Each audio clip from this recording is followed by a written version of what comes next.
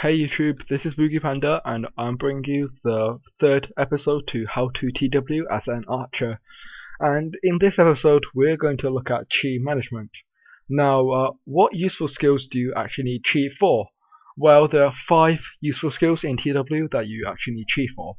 Barrage of arrows, that skill it just causes destruction if you got a highly refined weapon, and that requires two sparks. Wings of Grace, a lifesaver, and Elven Elasticity, useful for saying going to iron guard, sprinting into like a group of enemies and barging on them or something, or just getting away because Holy Path might not be viable because they got BM, Sins, Psychics, Archers, whatever the classes that can stun and freeze.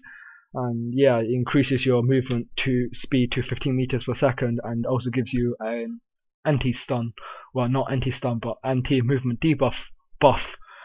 Yeah, that, you know, that Wings of Grace icon thing, yeah, that thing. And you also need it for aim low, although that might be only situational. It's still more useful than some of the other skills in TW. And lastly, Thundershock, your metal debuff. So basically, to unleash the deadliest skills of an archer in TW, you need chi. You need it to unleash the skill that causes mass destruction within 12 meters, or you need it to save your life, such as Wings of Grace or Elven Elasticity. Now, this is kind of split into 2 parts. The first part being conserving chi, and the second part being building chi. So what conserving chi is that basically don't use chi like on useless skills. So the useless skills being Storm Rage Eagle, that crappy little metal debuff slash damage over time that require 2 sparks. I mean, granted the animation is fancy, but its effects are useless.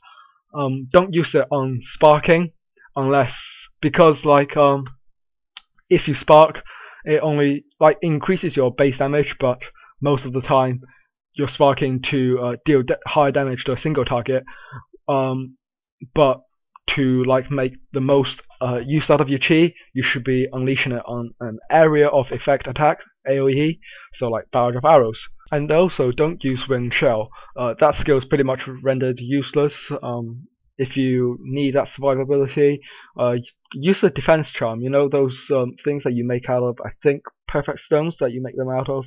It reduces either physical damage or magical damage by 50% or 33% or 66% depending on which one you craft or do the trophy modes. I think the 66% reduction one is only available via doing lunar trophy mode.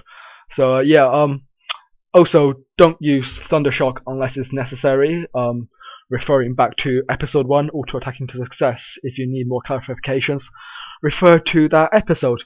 The other one is that if you need to go into Iron Guard and you're not in a dire situation, try to use Fortify if you can.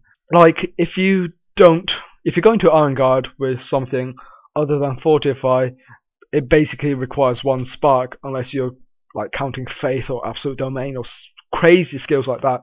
1 spark to an archer, it arguably is a lot higher cost in quotation marks than 55 genie energy required for level 1 Fortify. Second part is building chi. Now there are several ways to build chi. Wings of Protection and Blaze, your 2 buffs, gives chi. Blessing of Condor also gives you chi. I think it gives 15 if I remember correctly, but it has a 3-minute cooldown and it's not spammable. In my opinion, you shouldn't really be using it for chi. The other option is to instant charge take aim. That's where you either double click, take aim really fast, or just hold keyboard shortcut down and that will instantly release a take aim. It's about as fast as an auto attack for my archer, and that has 0.87 attacks per second. I'd say it's a tiny bit faster.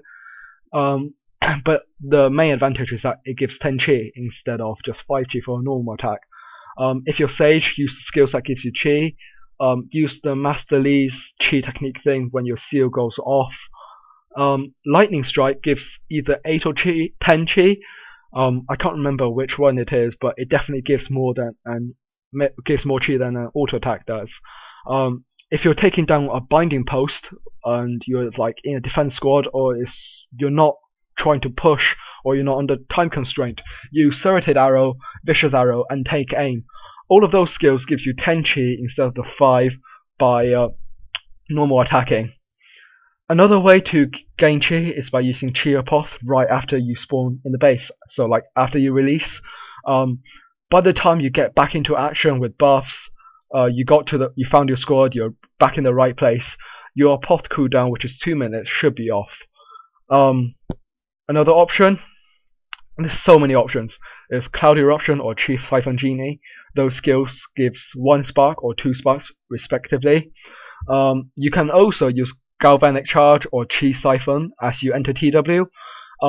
Those skills basically used, like by Chi Siphon I mean another character do your main character that you TW with, and use Chi Siphon just before you click enter instance.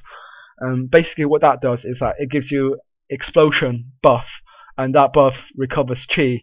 And you guys you probably know that when you enter TW, your buffs are not taken off you, but your chi is. So you can still carry that buff through with you, and if you use Galvanic Charge, you probably end up with something like 60 or 70 chi when you enter TW.